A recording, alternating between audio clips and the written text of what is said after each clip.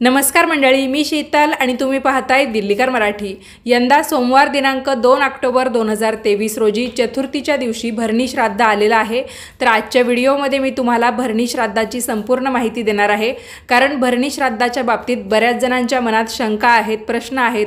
काही जणांचं म्हणणं की एखाद्या व्यक्तीचा मृत्यू झाला त्यानंतर वर्ष श्राद्धाच्या अगोदर जर पितृपक्ष आला तर तेव्हा भरणी श्राद्ध करावं। काहींचं म्हणणं आहे की वर्ष श्राद्ध झाल्यानंतर दुसऱ्या वर्षी जेव्हा पितृपक्ष येईल तेव्हा भरणी श्राद्धाने सुरुवात करावी।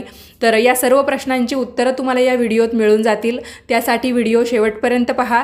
चॅनलवर नवीन असाल तर सबस्क्राइब करा आणि व्हिडिओ पाहत असताना सर्वांनी कमेंट्समध्ये लिहा मातृदेवो भव पितृदेवो भव। चला तर मग व्हिडिओला सुरुवात करते। मंडळी, नुकतीच पौर्णिमेपासून श्राद्ध पक्षाला सुरुवात झाली। याला आपण पित्तरपाटा किंवा पितृपक्ष सुद्धा म्हणतो। 15 ते 16 दिवसांचा हा कालावधी असल्यामुळे याला पितृपक्ष पंधरवडा म्हटलं जातं। श्राद्ध पक्षामध्ये आपल्या पितरांविषयी श्रद्धाभाव व्यक्त करणं म्हणजेच काय, त्यांचं श्राद्ध घालणं। वास्तविक पाहता श्राद्ध हे आपल्या अंतःकरणामधून दररोज केलं गेलं पाहिजे, कारण आज आपण जे काही आहोत ते आपल्या पितरांच्या पुण्यामुळे आहोत आणि त्यांच्याच पुण्याईचं फळ आज आपण खात आहोत। त्यामुळे श्राद्ध अमुकच तिथीला घालणं जरी शास्त्रानुसार सांगितलं गेलं असेल तरी पण मनामध्ये आपल्या पितरांविषयी, आपल्या पूर्वजांविषयी श्रद्धा कायम असली पाहिजे। ती श्रद्धा जर आपल्या मनामध्ये नसेल तर आपण जे काही श्राद्ध घालतो ते व्यर्थ जातं। तर थोडक्यात सांगायचं म्हणजे काय, श्रद्धायुक्त अंतःकरणाने आपण श्राद्ध करावं। बऱ्याच जणांना प्रश्न पडतो, भरणी श्राद्ध करायचं का आणि ते श्राद्धाच्या अगोदर करायचं का, त्याविषयीची माहिती आता आपण जाणून घेऊया। भाद्रपद महिन्याच्या वद्य पक्षात पितृपक्षात भरणी नक्षत्रावर श्राद्ध केल्यामुळे श्राद्ध केल्याचं फळ आपल्याला मिळतं असं म्हटलं जातं। मृत व्यक्तींच्या पहिल्या वर्षामध्ये जी व्यक्ती मरण पावलेली आहे तर तिचं वर्षश्राद्ध होण्याच्या आत जर पितृपक्ष आला आणि त्यामध्ये शक्यतो चतुर्थी किंवा पंचमी तिथीला भरणी नक्षत्र येत असतं, कधीकधी 1-2 दिवसाचा फरक पडतो। तर मग यंदा चतुर्थीला आहे, तर समजा तुमच्या घरातील एखादी व्यक्ती मृत पावलेली आहे, तिला अजून 1 वर्ष पण झालं नाही पण मध्ये पितृपक्ष आलेला आहे, तर मग भरणी नक्षत्रावर सुद्धा तुम्ही त्यांचं पहिलं भरणी श्राद्ध करू शकता। आणि दरवर्षी भाद्रपद महिन्यातील भरणी नक्षत्रावर अशा व्यक्तींचं भरणी श्राद्ध करण्याची पद्धत आहे। बऱ्याच ठिकाणी एखाद्या व्यक्तीचं जर पिंडदान करणं किंवा शेवटचं कार्य करणं आपल्याकडून व्यवस्थित केलं गेलं नसेल किंवा ते शक्य झालेलं नसेल तरीसुद्धा आपण जर त्याचं भरणी श्राद्ध केलं तर आपल्याला काशीला जाऊन ते श्राद्ध करण्याचं किंवा गया येथे जाऊन श्राद्ध करण्याचं पुण्य मिळतं। त्यामुळे ज्यांच्या घरातील व्यक्तींचं अजून वर्षश्राद्ध झालं नसेल पण आता पितृपक्ष आलेला आहे, त्यामध्ये भरणी नक्षत्रावर तुम्ही त्यांचं भरणी श्राद्ध करू शकता। बऱ्याच शास्त्रकारांनी आपल्या माहितीद्वारे हे सांगितलेलं आहे की जर वर्षश्राद्धाच्या आत भरणी नक्षत्रावर आपण त्यांचं श्राद्ध केलं नाही तर त्यांचा जो आत्मा आहे तो प्रेतातून मुक्त होत नाही, त्यातच अडकून राहतो। त्यामुळे भरणी जे नक्षत्र आहेत ते आपल्या प्रत्येकासाठी श्राद्ध करायला फायदेशीर ठरतं। कधीकधी काय होतं, आपल्या घरातील जे वयोवृद्ध असतात त्यांची हीच इच्छा असते की त्यांनी तीर्थाच्या ठिकाणी जावं, देवांचं दर्शन करावं किंवा चारीधाम यात्रेला जाण्याची सुद्धा बऱ्याच वृद्ध व्यक्तींची इच्छा असते, पण कधीकधी वेळ नसतो किंवा परिस्थिती नसते, त्यामुळे ते जाणं राहतं आणि कधीकधी अशा व्यक्तींचं निधनही होऊन जातं आणि त्यांच्या मनामध्ये त्या इच्छा राहिल्यामुळे त्यांचा आत्मा जो आहे तो अतृप्त राहतो। तर भरणी नक्षत्रावर श्राद्ध करण्याच्या निमित्ताने बरेच जण मातृगया, पितृगया, त्याचबरोबर त्र्यंबकेश्वर असेल आणि बाकी जी तीर्थक्षेत्र आहेत तर तिथे जाऊन सुद्धा यांचं पहिलं भरणी श्राद्ध करतात। तर मग ज्यांना शक्य नाही किंवा कधीकधी आपली आर्थिक परिस्थितीसुद्धा तशी नसते, कारण घाटावर जाऊन किंवा अशा पवित्र तीर्थक्षेत्रांच्या ठिकाणी जाऊन भरणी श्राद्ध करणं म्हणजे पैसा तर मोजावा लागणार, तर तुम्ही घरच्या घरी स्वतः जसं आपण बाकी पितरांच्या विधी करतो त्याच पद्धतीने भरणी नक्षत्रावर त्यांचं श्राद्ध करू शकता। आणि बऱ्याच ठिकाणी असंही म्हटलं जातं की जोपर्यंत वर्षश्राद्ध होत नाही तोपर्यंत आपण त्यांचं भरणी श्राद्ध करू शकत नाही। म्हणजे वर्षश्राद्ध झाल्यानंतर जेव्हा पहिल्यांदा आपल्याला पित्र घालण्याची वेळ येईल तेव्हा भरणी श्राद्धापासून सुरुवात करावी, जरी पण त्यांच्या मृत्यूची तिथी कोणतीही असेल। म्हणजे पौर्णिमा ते अमावस्या यामध्ये द्वितीया, तृतीया, चतुर्थी म्हणजे कोणत्याही तिथीला जरी त्या व्यक्तीचं निधन झालेलं असेल तरी पण पहिली जी सुरुवात आहे ती पित्रांची ती भरणी श्राद्धाने करावी असं म्हटलं जातं। पण बघा, दर 5-10 किलोमीटरला भाषा बदलते किंवा सणवार साजरा करण्याची पद्धत बदलते। त्याचप्रमाणे या ज्या श्राद्धांच्या तिथी आहेत त्या घालण्याची पद्धतसुद्धा बदलते। त्यामुळे तुम्हाला जर सांगायचं झालं, जरी तुमच्या घरातील एखाद्या व्यक्तीला अजून वर्ष झालं नसेल तरी पण तुमची इच्छा असेल की पितरांच्या या दिवसांमध्ये आपण त्यांना नैवेद्य दाखवावा, तर तुम्ही भरणी नक्षत्रावर नक्कीच दाखवू शकता।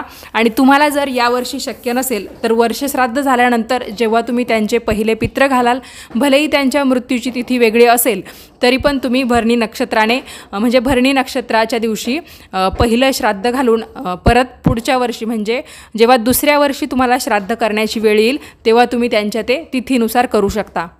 तर 2 पर्याय मी तुमच्यापुढे ठेवले आहेत। वर्ष श्राद्धाच्या अगोदरसुद्धा तुम्ही भरणी नक्षत्रावर पहिलं श्राद्ध करू शकता किंवा मग वर्ष श्राद्ध झाल्यानंतर जेव्हा पहिल्यांदाच पित्र घालण्याची वेळ येईल तेव्हासुद्धा तुम्ही भरणी श्राद्धाने सुरुवात करू शकता। आता श्राद्धाचा म्हणजे त्यातल्या त्यात भरणी श्राद्धाचा स्वयंपाक कोणी करावा हे मी तुम्हाला सांगते। श्राद्ध मंजिरी नावाचं एक पुस्तक आहे, त्यामध्ये स्पष्ट वर्णन केलेलं आहे की जो व्यक्ती श्राद्ध करतो म्हणजे ज्याचे वडील असतील किंवा ज्याची आई असेल तर त्याने स्वतः स्वयंपाक केला पाहिजे आणि त्याला करणं जमत नसेल तर त्याच्या सौभाग्यवतीने किंवा मग घरामध्ये बाकी सुवासिनी स्त्रियांना बोलावून किंवा ज्यांना मुलं बाळं आहेत त्यांना बोलावून हा स्वयंपाक करावा आणि नंतर नैवेद्य दाखवावा।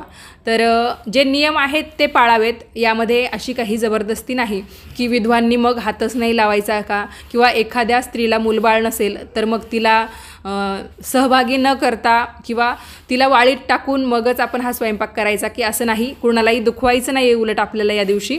पण जसे नियम आहेत ते फक्त मी तुमच्यापर्यंत पोहोचवण्याचा प्रयत्न करते।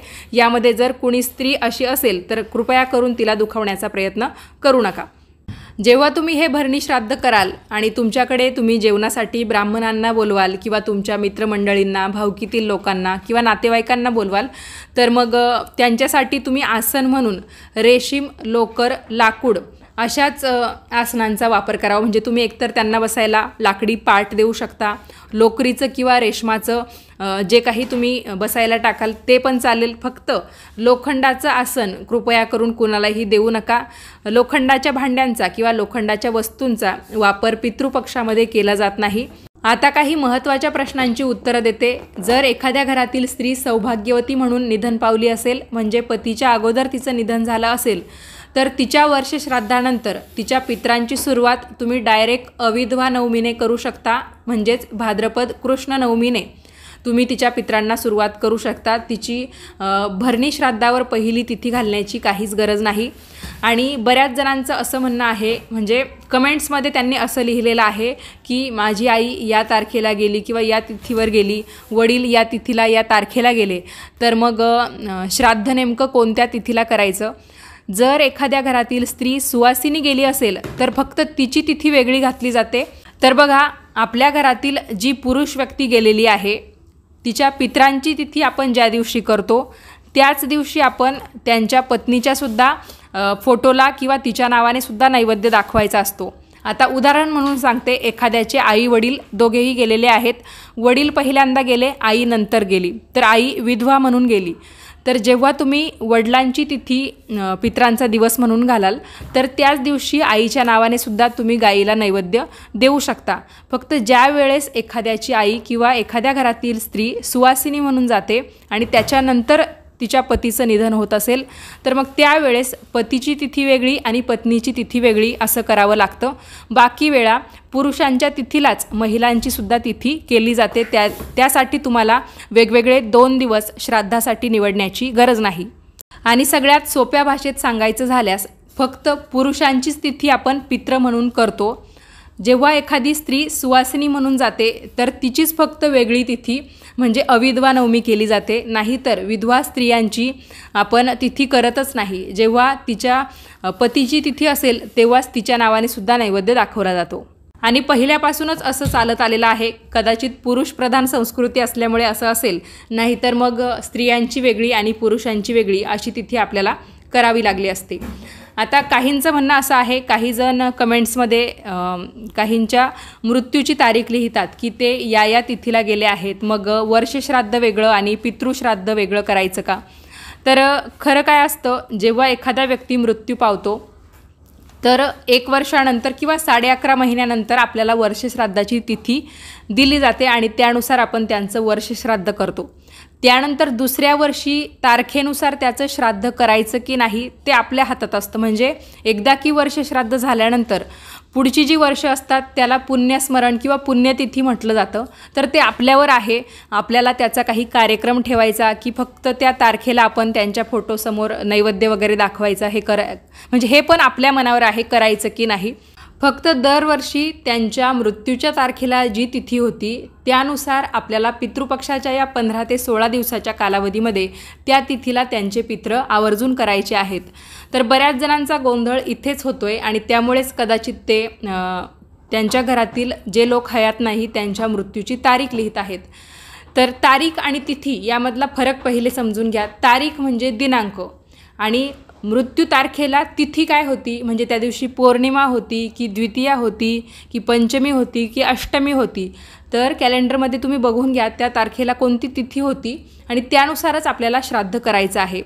यानंतरचा अजून एक प्रश्न, जर या पितृपक्षाच्या कालावधीमध्ये आपल्याला सुतक पडलं आणि सुतक कालावधीमध्येच आपली पित्रांची तिथी निघून गेली तर मग पितृश्राद्ध कधी करायचं? तर तुम्ही पितृश्राद्ध जे आहे ते सर्व पितरी अमावस्येला करायचं आहे, पण तेही कधी जर सुतकामध्ये म्हणजे ती गेलेली व्यक्ती आपल्या घरातलीच असली तर मग आपल्याला यावर्षी श्राद्ध करता येणार नाही। आपण पुढच्या वर्षी त्यांचं पितृश्राद्ध करावं, कारण आपल्याच घरातील एखादी व्यक्ती गेली म्हणजे आपल्याला सुतक पडलं आणि त्यातच आपली म्हणजे पहिल्या व्यक्तींची पित्रांची तिथी निघून गेली असेल तर मग आपल्याला ते श्राद्ध कसं करता येईल? भावकीतील कोणी असेल आणि तुम्हाला सुतक पडलं आणि तुमची त्यात पित्रांची तिथी निघून गेली आणि सर्व पितरी अमावस्येच्या अगोदर तुमचं ते सुतक संपत असेल तर तुम्ही शेवटच्या दिवशी तुमच्या पित्रांचे जे पित्र असतील म्हणजे पितृजेवण असेल तर ते त्या दिवशी करू शकता। तर आजच्या व्हिडिओमध्ये मी तुम्हाला भरणी नक्षत्राचं जे श्राद्ध आहे त्याची माहिती दिली, त्याचबरोबर श्राद्धाबाबत तुमच्या मनामध्ये जे जे प्रश्न आहेत त्यांचीसुद्धा उत्तरं देण्याचा प्रयत्न केला। मी आशा करते तुम्हाला तुमच्या प्रश्नांची उत्तरं मिळालेली असतील आणि तुमच्या शंकांचं समाधान झालं असेल। तर व्हिडिओ कसा वाटला कमेंट्स करून कळवा। आवडला असेल तर व्हिडिओला लाईक, शेअर आणि चॅनेलला सबस्क्राईब करायला विसरू नका। भेटूयात पुढच्याच नवीन व्हिडिओमध्ये, तोपर्यंत सर्वांनी काळजी घ्या। धन्यवाद।